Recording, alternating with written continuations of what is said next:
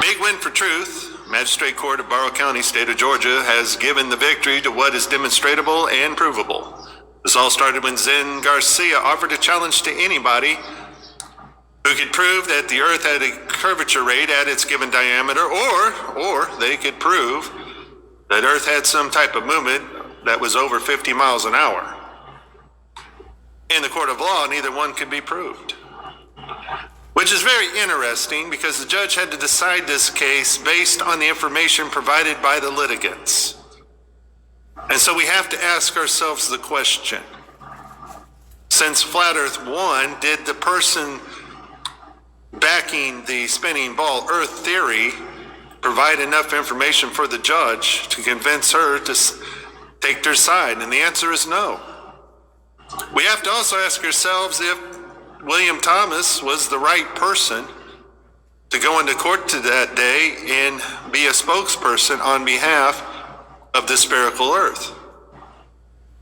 Because whatever happened in court, William Thompson did not impress the judge with the information he provided to collect his $15,000. So for me, this doesn't necessarily prove the shape of the Earth. And this doesn't prove to me that William Thompson had his act together. Maybe he wasn't the best person to go into court that day. But what it does prove to me, and is very telling, and should prove to you, is the absence of all the university professors, the absence of a NASA spokesperson, the absence of a media spokesperson. Maybe CNN could have sent somebody from their science division and slam dunked this case for Globe Earth. All those people are missing. That is the telling thing about this case. Because the judge based her decision on who was more believable and who had the most evidence. And Zen Garcia slam dunked this.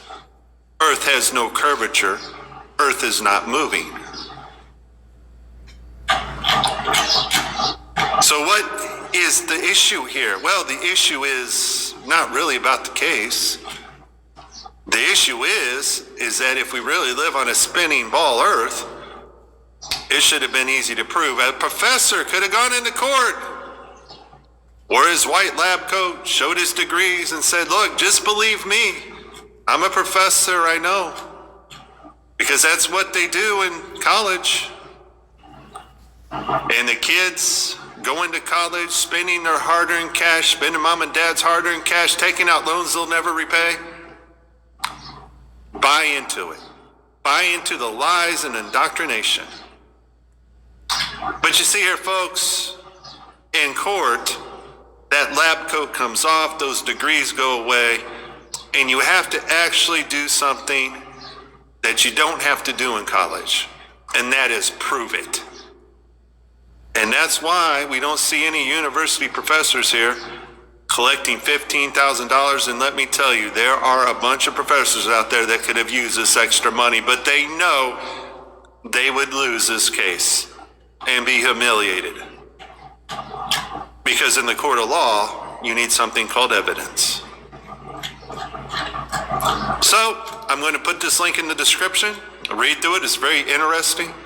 Very interesting on who did not show up to collect the money. And this is not about we told you so. This is not about we're right, you're wrong. All we're asking you to do is consider who you believe. Do you believe the news media? Do you believe NASA? Do you believe what they told you in school?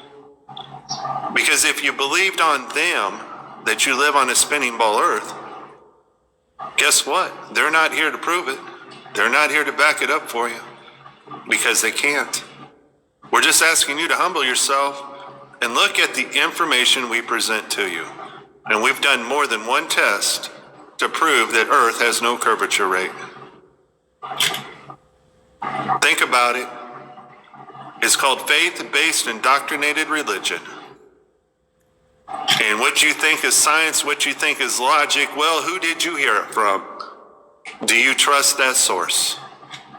And I, for one, trust nothing coming out of the news media. and none of the sciences our government propagates. And you too should also consider, have you proven it for yourself? This is Mike. Please like and subscribe and share this video. And the earth remains flat.